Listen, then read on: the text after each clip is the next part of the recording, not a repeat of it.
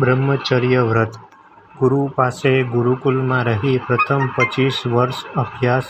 8 પ્રકારે સ્ત્રીઓનો ત્યાગ. ગુરુની સેવા કરવી. ત્રિકાળ સંધ્યા. જીતેન્દ્રિય થઈ ગુરુકુલમાં રહેવું.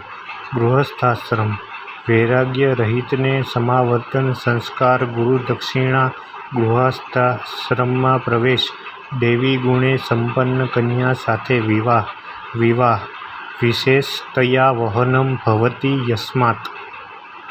વિશેષ વહન કરવું. જવાબદારી પહેલાં 1 હવે 2 થયા એટલે એનું પણ વહન. ધર્મમય જીવન. ગાય, બ્રાહ્મણ, સાધુ, અતિથિઓની સેવા અને ઈશ્વર આરાધના. હે માતા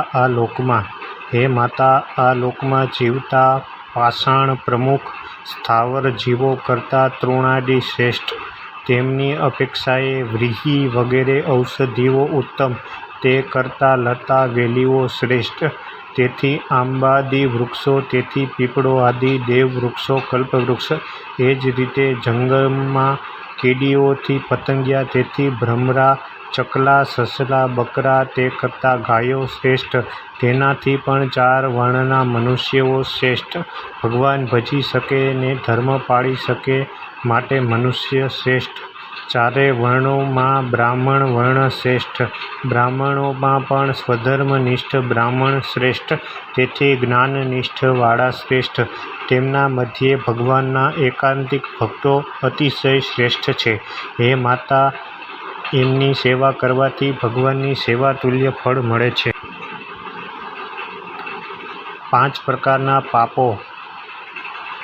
ફંડની, પૈસાની, ચૂલિકા, માર્જની, ચાલની. ખાંડણીઓ, ઘંટી, ચૂલો, સાવરણી, પાણિયારું. તેના નિવારણને અર્થે પંચયજ્ઞ. બ્રહ્મયજ્ઞ. સવારે પૂજાપાઠ. દેવયજ્ઞ. દેવતાઓનું પૂજન. યજ્ઞાદિકમાં આહુતિ દ્વારા પ્રસન્ન. પિતૃયજ્ઞ. મૃતક પિતૃઓને શ્રદ્ધાદિ અર્પણ. જીવતા પિતૃની ભાવથી સેવા. ભૂતયજ્ઞ. પશુ પ્રાણીઓને અર્થે નિરણ, પૂળો, અનાજ. મનુષ્યયજ્ઞ. અતિથિઓમાં દેવબુદ્ધિ રાખી આદર સત્કાર. એકાદશી આદિક વ્રતો. તીર્થયાત્રા. દાનવિધિ કહે છે.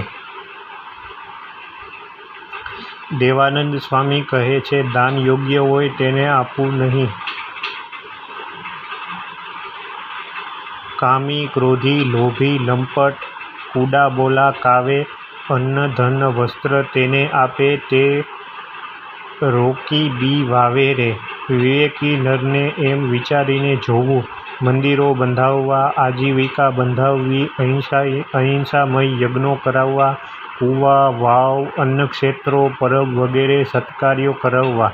ઘી, સાકર, ભોજનથી ભક્તો, સંતો, બ્રાહ્મણોને તૃપ્ત કરવા. અતિ લોભી, અતિ કામી, અતિ ક્રોધી ન થવું ને એવા પુરુષોનો સંગ પણ ન કરવો. વિધવા સ્ત્રીઓએ પરમેશ્વરને વિશે પતિબુદ્ધિ રાખવી. પુરુષના સંગનો ત્યાગ કરવો. પોતાના સંબંધી પુરુષ સાથે પણ એકાંતમાં ન રહેવો. અને હે માં, કળિયુગમાં વાનપ્રસ્થ અને સંન્યાસાશ્રમનો નિષેધ માટે 50 વર્ષ પછી.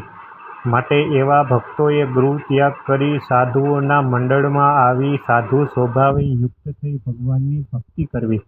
કામ, ક્રોધ, લોભ, માન, સ્નેહ, રસા, આસક્તિ આ 6 નરકના દ્વારો છે. તેનો ત્યાગ કરવો. શુભ દેશકાળનું સેવન કરવું. કંઈક ભૂલ થાય તો શાસ્ત્રમાં બતાવેલ પ્રાયશ્ચિત મહાપુરુષો પાસે જઈ કહે તેમ કરવું. જ્ઞાન પ્રકરણ. શ્રીહરિ ઉવાચ. હે માત, ઇન્દ્રિયજન્ય જ્ઞાન તે પશુ સમાન છે. આહાર, નિદ્રા, ભય, મૈથુનાદિ જ્ઞાન પશુઓને પણ છે.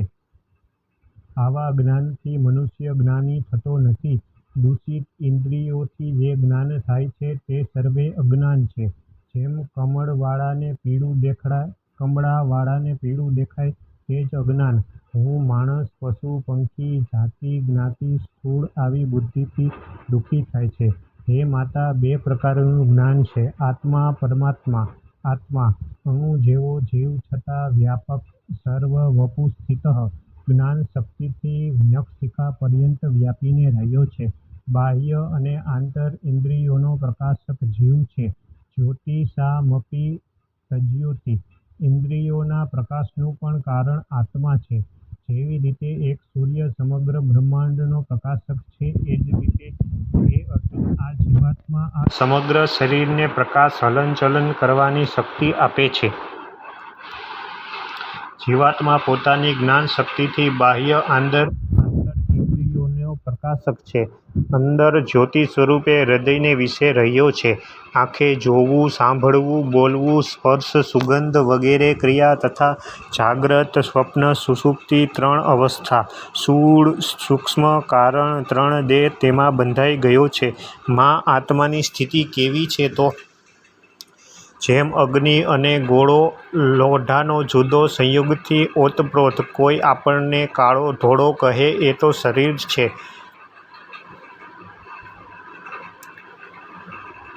ગાળ્ય શરીરને સુખ દુઃખ વગેરેથી આત્મા જુદો છે. વિકારો દેહ નાશ પામે, પણ આત્મા અજર અમર. ન જાયતે મ્રિયતે વા કદાચિત, ન હન્યતે હન્યમાને શરીરે. સત ચિત આનંદરૂપ છે જ્ઞાન. જ્ઞાનમ ચ જીવ માયેશ રૂપાના સુષ્ઠુ વેદનમ. જીવ શરીરી, માયા પ્રકૃતિ, ઈશ પરમાત્મા તેષા રૂપાણી સ્વરૂપાણી. જીવયતિ ચેતયતિ શરીરમિતિ જીવઃ. જ્ઞાયતે ઇતિ જ્ઞાનમ. ક્ષેત્રજ્ઞયો જ્ઞાનમ યત જ્ઞાનમ મતં મમ. ક્ષેત્ર શરીર, ક્ષેત્રજ્ઞ જીવ તે બંનેના સ્વરૂપનું જે યથાર્થ જ્ઞાન એને જ્ઞાન કહેવાય. જ્ઞાન ઇન્દ્રિયજન્ય જ્ઞાન. ઇન્દ્રિયોના માધ્યમે થયેલ જ્ઞાન સર્વેમાં હોય છે અને સહજ હોય છે. તેવું જ્ઞાન શરીર સુખ આપે છે. આ જ્ઞાનથી આત્માને કોઈ ફાયદો થતો નથી. ચક્ષુ ઇન્દ્રિયમાં જોવાનું જ્ઞાન છે. તેથી વસ્તુ પદાર્થ પર દ્રષ્ટિ જતાં તરત સારું નરસું, રૂપ કુરૂપ, જરૂરી બિનજરૂરી આવું જ્ઞાન થાય છે, જે સર્વ પ્રાણી માત્રમાં છે. આત્મા સંબંધી જ્ઞાન. જે જ્ઞાન મુક્તિ અપાવી શકે તેને આત્મજ્ઞાન કહેવામાં આવે છે, અને આત્મજ્ઞાનની ફલશ્રુતિ પરમાત્માના ચરણોની પ્રાપ્તિ છે. આત્મજ્ઞાન વિના વાસના તૂટતી નથી. વાસનાના વિનાશ વિના સુખ દુઃખ, હાનિ લાભ, માન અપમાન, મારું તારું આવા અનેક તરંગોથી આત્મા મોક્ષ પંથથી વિરુદ્ધ દિશામાં ધકેલાયા કરે છે. પુનરપી જનનમ પુનરપી મરણમ પુનરપી જનની જઠરે શયનમ. ઇહ સંસારે ખલુ દુસ્તારે. ભજ ગોવિંદમ ગોવિંદમ ભજ મૂઢમતે. આ રીતે જીવાત્મા વારંવાર જન્મ મરણના ચક્રમાં 84 લાખ યોનિમાં ભટક્યા કરે છે. ક્યારેક મનુષ્ય, પશુ, પક્ષી વગેરે વિવિધ યોનિમાં શરીર મેળવે છે, પણ અંદર રહેલો આત્મા એનો એ જ શરીર બદલાય. ગીતાજીનો મત છે, વાસાંસી જીર્ણાની યથા વિહાય. જેવી રીતે વસ્ત્ર જૂનું થતાં નવું ગ્રહણ કરે છે, તે જ રીતે જીવ પણ શરીર જૂનું રોકી થતાં નવું, નાશ પામવું, સુકાવું, બળવું આદિ આત્મા ક્યારેય મરતો નથી, છેદાતો નથી, બળતો નથી. બાળ, વૃદ્ધ, જાડાપણું, પાતળાપણું આદિ વિકારો શરીરના. આત્માના નિર્વિકાર. દેહ નાશ પામે છે, પરંતુ આત્મા ક્યારેય નાશ પામતો નથી. ન જાયતે ન મ્રિયતે વા કદાચિત. આત્મા નિત્ય અવિનાશી છે. અવિનાશી તું અનાશી પરમાત્મ આવી સ્મૃતિ છે. આત્મા ચિદરૂપ છે, એટલે ચૈતન્ય સ્વરૂપ છે, પણ આગંતુક ગુણવાળો નથી. વિજ્ઞાનાત્મા પુરુષઃ અન્યોતર આત્મા વિજ્ઞાનમયઃ એવી શ્રુતિ છે. તેમજ આત્મા સૂક્ષ્મ અણુ પરિમાણ છે, એટલે સૂક્ષ્માતિ સૂક્ષ્મ છે. એસો અણુરાત્મા ચેતસા વેદિતવ્ય એવી શ્રુતિ છે. તેમજ એસ હિ દ્રષ્ટા શ્રોતા ધ્રાતા રસયિતા મંતા બોધા કર્તા વિજ્ઞાનાત્મા પુરુષઃ. ભગવાન શ્રી હરિ કહે છે, માતાજી, આવા પ્રકારનું જે જ્ઞાન તેને આત્મજ્ઞાન કહેવામાં આવે છે. હવે પરમાત્મા સંબંધી જે તત્વજ્ઞાન તે કહું છું. પરમાત્માનું જ્ઞાન. હે માતાજી, પરમાત્મા પ્રાકૃતિક ગુણોથી રહિત નિર્ગુણ અને દિવ્ય કલ્યાણ ગુણોથી યુક્ત હોવાથી સગુણ કહેવાય છે. નિર્ગુણ અને સગુણ વિરોધાભાસી નથી, કારણ નિર્ગુણનો અર્થ નિરાકાર નથી પણ માયિક ગુણેથી રહિત છે. આવી શ્રુતિ માયિક ગુણોનો નિરોધ કરી કલ્યાણકારી ગુણોનું વર્ણન કહે છે. અપહત પાત્મા વિજરો વિમૃત્યુ વિશોકો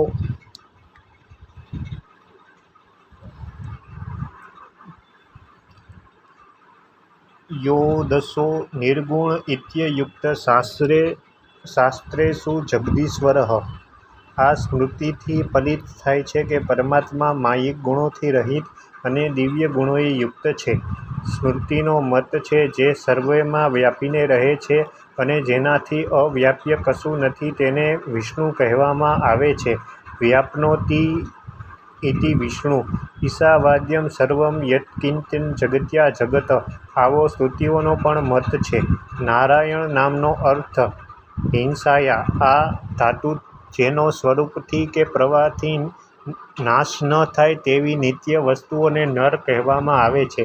ન રિયતે ન ક્ષીયતે ન નશ્યતિ ઇતિ નરઃ. નરાણાં સમૂહ ઇતિ નારમ. એવા નિત્ય ચેતન જીવોના સમૂહને નાર કહેવાય છે. નારસ્ય અયનમ. એવા નારના અયન એટલે આશ્રય આધાર તેને નારાયણ કહેવાય છે. તેમાં નારના અયન આશ્રય તે નારાયણ. નારમ અયન યસ્ય બહુવ્રીહિ સમાસથી અંતર્વ્યાપી અને નારસ્ય અયનમ ઇતિ નારાયણમ એવા તત્પુરુષ સમાસથી બહિર્વ્યાપી કહેલ છે. નારાયણ અસાધારણ નામ છે.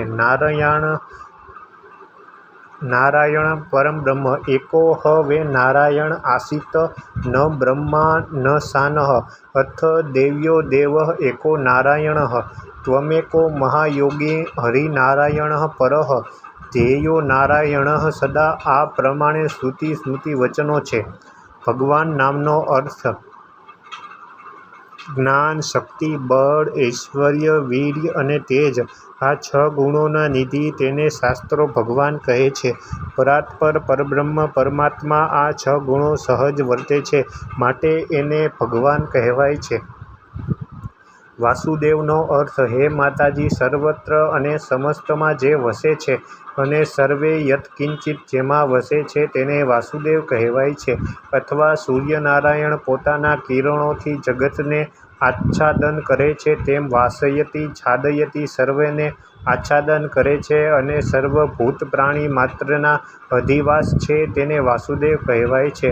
આવા ભગવાન જ સર્વના કારણ જેની સંકલ્પમય શક્તિથી બ્રહ્માંડોનું ઉત્પાદન, પાલન અને વિસર્જન થાય છે. જે જીવ પ્રાણી માત્રના કર્મ ફળ પ્રદાતા છે, અંતર્યામી છે. હે માં એ પરમાત્મા સ્વતંત્ર છે. હે માં એ પરમાત્માની સમાન પણ કોઈ નથી. તે તો અધિક તો ક્યાંથી જ હોય. સ્વપ્રકાશ તદેવા જ્યોતિષા જ્યોતિ. જે કોઈ પ્રકાશ આપનારા સૂર્ય, ચંદ્ર, અગ્નિ, ઇન્દ્ર વગેરેને પણ એ જ પ્રકાશના દાતા છે. હે માતા એ પરજ્યોતિ કહેતા પરમાત્માથી અનંત કોટિ બ્રહ્માંડો દેદીપ્યમાન બને છે. જ્યાં દેખાય છે ત્યાં સર્વત્ર એનો જ પ્રકાશ છે. હે માં કરોડો સૂર્યનો પ્રકાશ એક સાથે કરીએ છતાં પણ એ પરમાત્માના પ્રકાશ આગળ કરોડો સૂર્યોનો પ્રકાશ એક દીવા જેવો પણ નથી થતો. એવા પરમાત્મા પ્રકાશક છે. હે માતા એ દિવ્ય રૂપ છે. એ જ પરમાત્મા સુવર્ણ સમાન તેજસ્વી છે. તેમની આંખો પણ કમળ પત્રની સમાન તેજસ્વી છે. અક્ષરાત્મા એ જ પરમાત્મા અનંત કોટિ અક્ષર મુક્તોના પણ આત્મા છે. હે માં એના આધારે જ બધું રહેલું છે.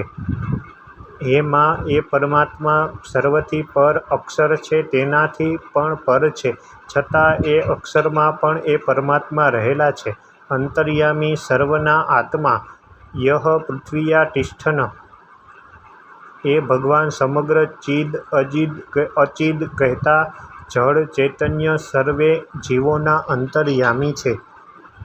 હરિ હરતિ પાપાની હરત્યધમ ઇતિ હરિઃ. જે સ્મરણ માત્રથી સર્વ આશ્રિતોના પાપ દુઃખને હરે છે અથવા યજ્ઞ ભાગને હરે છે અથવા હરિતવર્ણ છે માટે હરિ કહેવાય છે. તે સ્વયં શ્રી હરિ જ કહે છે. આ રીતે માં એ હરિ જ સર્વ દુઃખ દારિદ્ર્ય પાપ વગેરેના સર્વના હરનારા છે. તેથી જ પ્રેમાનંદ સ્વામીએ કીર્તન પ્રગટ હરિ મુજને મળ્યા રે લોલ. એ પ્રભુ સ્વાશ્રિતના કલ્યાણ માટે વાસુદેવાદિ અવતારો ધારણ કરે છે. જેના એક એક રોમમાં અનંત કોટિ બ્રહ્માંડો અણુની પેઠે ઉડતા ફરે છે. નિજાત્માનં બ્રહ્મરૂપમ, પોતાના આત્માને બ્રહ્મરૂપ માનીને જે ભજે છે તે જીવ મોક્ષ ગતિને પામે છે. હે માં 24 તત્વો જગત સર્જન, એ પરમાત્માની સૃષ્ટિ કરવાના ઈચ્છા સંકલ્પ જાણી એ મુક્તએ સૃષ્ટિના સર્જનની પરમાત્માની સેવામાં જોડાયો. એણે ભગવાનની દષ્ટિ પામી મૂળ પ્રકૃતિ સામે જોયું અને એ પુરુષે મૂળ પ્રકૃતિ દ્વારા ઈક્ષણાત્મક ગર્ભથી પ્રધાન પુરુષો, ભગવાનનો દિવ્ય સંકલ્પ અનંત બ્રહ્માંડો છે એમાં એક બ્રહ્માંડની રચના હું કરું છું. ઉત્પત્તિ: પ્રકૃતિ પુરુષ થકી પ્રધાન પુરુષ થયા. પ્રધાન પુરુષ થકી મહત્તત્વ, મહત્તત્વ થકી 3 પ્રકારનો અહંકાર ને અહંકારથી ભૂત, વિષય, ઇન્દ્રિયો, અંતઃકરણ, દેવતા તે થયા. 24 તત્વો થયા. મહતો અહંકાર ઉત્પદ્યતે સોऽપી. સાત્વિક અહંકારમાંથી ઇન્દ્રિયોના દેવતાઓ. સાત્વિક અહંકાર ઇન્દ્રિયોના દેવતા શ્રોત્ર, દિક્, ઘ્રાણ, અશ્વિનીકુમાર, ચક્ષુ, સૂર્ય, ત્યક, યમ, જીહ્વા, વરુણ દેવતા, પ્રચેતા, વાક્, અગ્નિ, વાયુ, મિત્ર, પાણી, ઇન્દ્ર, ઉપસ્થ, પ્રજાપતિ, પાદ, ઉપેન્દ્ર, વામન. અંતઃકરણના દેવતા મન, ચંદ્રમા, બુદ્ધિ, બ્રહ્મા, ચિત્ત, વાસુદેવ. અહંકાર રુદ્ર. સાત્વિક અહંકાર થકી મન અને ઇન્દ્રિયોના દેવતા ઉત્પન્ન થયા. રાજસ અહંકાર. રાજસ અહંકારથી 10 ઇન્દ્રિયો, બુદ્ધિ અને પ્રાણ એ ઉત્પન્ન થતા હવા. તામસ અહંકાર. 5 ભૂત, 5 તન્માત્રા, પૃથ્વી, જળ, તેજ, વાયુ, આકાશ, શબ્દ, સ્પર્શ, રૂપ, રસ, ગંધ. જગત સર્જન: 24 તત્વોનું માળખું સમુદાય મળીને વિરાટ નારાયણનું દેહ સર્જાયું તો પણ કાર્ય કરવા સમર્થ ન થયા. ભગવાને અંતર્યામી રૂપે અંદર પ્રવેશ. વિરાટની નાભી કમળમાંથી બ્રહ્મા થયા. બ્રહ્માએ સૃષ્ટિનું સર્જન, અનેક પ્રકારના જીવાત્માઓ, સ્થાવર જંગમ સર્જાણું. પ્રજાપતિ, દેવો, મનુષ્યો, ઋષિઓ, પિતૃઓ, ગાંધર્વો, ચારણો, સિદ્ધો, યક્ષો, વિદ્યાધરો, અસુરો, અપ્સરાઓ, કિન્નરો, માતૃગણો, પિશાચો, રાક્ષસો, ભૂત-પ્રેતો, વૈતાલો, ઉન્માદો, વૃદ્ધોના ગ્રહો, બાલગ્રહો, પશુઓ, મૃગો, પક્ષીઓ, વૃક્ષો, પર્વતો, સર્પોની વિશેષ જાતિઓ ભિન્ન ભિન્ન સર્જે છે. હે માતા, આ રીતે સમગ્ર સર્જન. હે માતા, આ રીતે પ્રભુ જીવ પ્રાણી માત્રમાં પ્રવેશ કરીને સર્વને કર્મ પ્રમાણે ફળ આપે છે. હે માતા, અક્ષરાદિ સર્વ ભગવાનને આધીન છે. સ્વતંત્ર એક પરમાત્મા છે, બીજા સર્વે પરતંત્ર છે ને સર્વેને ઉપાસના કરવા યોગ્ય છે. હે માતા, આ પ્રમાણેનું જે જ્ઞાન તે પરમાત્મા જ્ઞાન તે સદ્ગુરુ થકી જાણવું. આ પ્રમાણે જીવ ઈશ્વર પરમાત્માનું જ્ઞાન તે જાણે તેઓ સંસારના બંધન થકી મુક્ત થાય છે. વૈરાગ્ય નિરૂપણ: ભગવાનમાં પ્રીતિ, અન્યત્ર રાગનો અભાવ. ભક્તિની વ્યાખ્યામાં પણ ભક્તિસૂત્રમાં નારદજીએ સા પરાનુરિક્તિરીશ્વરે અન્યત્ર વિરાગ, પરમાત્મામાં રાગ. શિક્ષાપત્રીમાં પણ મહારાજે કહ્યું છે, વૈરાગ્ય જ્ઞેયમિતિ કૃષ્ણ વસ્તુષુ. હે માતા, શરીર સંબંધી સ્ત્રી, પુત્ર, ઘર, પશુ, વાહન, શય્યાદિ ઉપકરણો, નાના પ્રકારના શબ્દાદિ પંચ વિષયમાં અરુચિ તેનું નામ વૈરાગ્ય. રાગરહિત ભોગવવું, જે સમયે જે મળે તેનાથી નિભાવ. માતા ઉવાચ: હે કૃષ્ણ, માયાથી મોહિત થઈને જીવને વૈરાગ્ય ઉદય કેમ થાય? સર્વ દેહધારીઓના સ્થાનો અને ત્યાં રહેલા સુખોના નાશપણાના દર્શનથી વૈરાગ્ય ઉત્પન્ન થાય છે. વિષયોમાં દોષ દર્શન.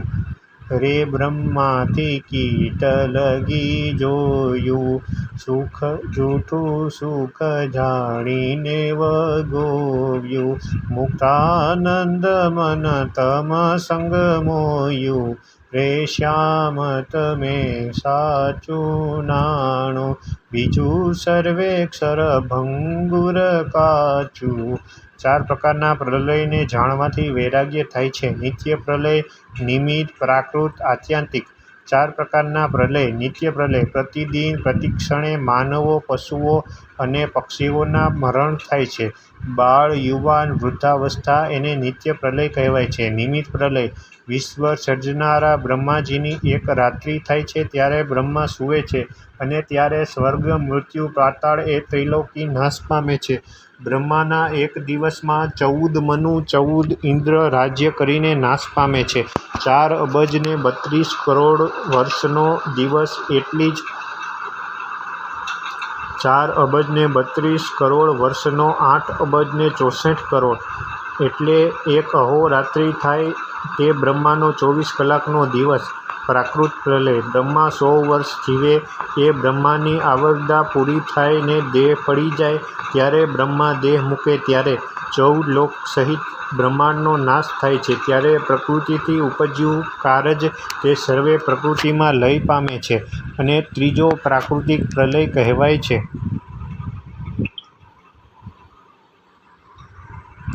આત્યંતિક પ્રલય. અનંત કોટી બ્રહ્માંડોનો નાશ થાય છે તે દિવસ પ્રધાન પુરુષ કારણ એ જે પ્રકૃતિ પુરુષ તે પોતાને વિશે અનંત બ્રહ્માંડને પ્રતિલોમ કરીને પોતે અક્ષર બ્રહ્મના તેજમાં લીન થાય છે. તેનું નામ ચોથો આત્યંતિક પ્રલય કહેવાય છે. લગભગ થતો નથી. આ પ્રમાણે 4 પ્રકારના પ્રલયને જાણે તો આ જીવને સંસારમાંથી વૈરાગ્ય થાય છે. જ્ઞાન પ્રલય કહ્યો. જ્ઞાને કરીને બધું નાશ કરવું. હે મા યમપુરીનું વર્ણન. આ રીતે શરીરધારીઓના દુઃખ જોવાથી પણ વૈરાગ્ય થાય છે. દુઃખ દુષ્કર્મોનું ફળ છે. શિશ્ન અને ઉદરના સુખનું જ પોષણ કરનારા અસત્પુરુષના સમાગમથી જ જીવોને અતિ દુઃખ આપનારી પાપ કર્મની પ્રવૃત્તિ થાય છે. સદ્ગુણો નાશ પામે છે. દેહ અને દેહના સંબંધીઓમાં અહમ મહત્વ બુદ્ધિ વૃદ્ધિ પામે છે. સ્ત્રી પુત્રના વશપણાના નાના પ્રકારના પાપો જીવો કરે છે. વાલીઓ નારદજી, લૂંટારો, અંગુલિમાલ, બુદ્ધ, ચોર, પાપી, બીજાને મારી પોતાના પરિવારનું પોષણ કરે છે. અનેક પાપ કર્મો, શાસ્ત્ર મર્યાદાનું ઉલ્લંઘન. હે માતા, આવા લોકો અંતકાળે યમલોકમાં જાય છે ત્યાં અત્યંત દુઃખ આપે છે. યમને જોવા માત્રથી કંપારી નાડી તૂટી લિંગદેહમાં બાંધીને લઈ જાય છે. નાડીઓ તૂટી જાય છે. આ રીતે કંપારી છૂટી જાય છે. યમપુરી કેટલી દૂર? શ્રીમદ્ ભાગવતના તૃતીય સ્કંધમાં 23મા અધ્યાયમાં કપિલદેવ માતા દેવહૂતિને કહે છે, હે મા, 99,000 યોજન યમપુરી દક્ષિણ દિશામાં દૂર આવેલી છે. ત્યાં 2-3 મુહૂર્તમાં પહોંચાડે છે. ત્યાં અપાર દુઃખ. 1 યોજન એટલે 4 ગાઉ. 1 ગાઉ 3 કિલોમીટર. 1 મુહૂર્ત 48 મિનિટ. વિષ્ણુ પુરાણ અંત્ય 3:6 99,000 યોજન 3,96,000 ગાઉ.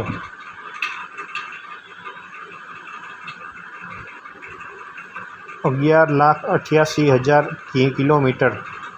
જમપુરી દૂર છે. રસ્તામાં ક્રૂર સ્વભાવવાળા યમના કિંકરો લોહદંડથી ખૂબ મારે છે.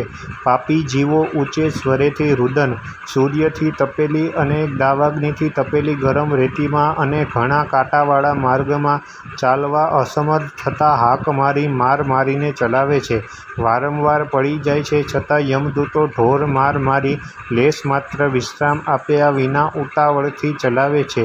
યથા રાજસેવકા. જેમ રાજાના સૈનિકો ચોર ગુનેગારને તે રીતે યમદૂતો પાપીને મારતા મારતા યમલોકમાં લઈ જાય છે.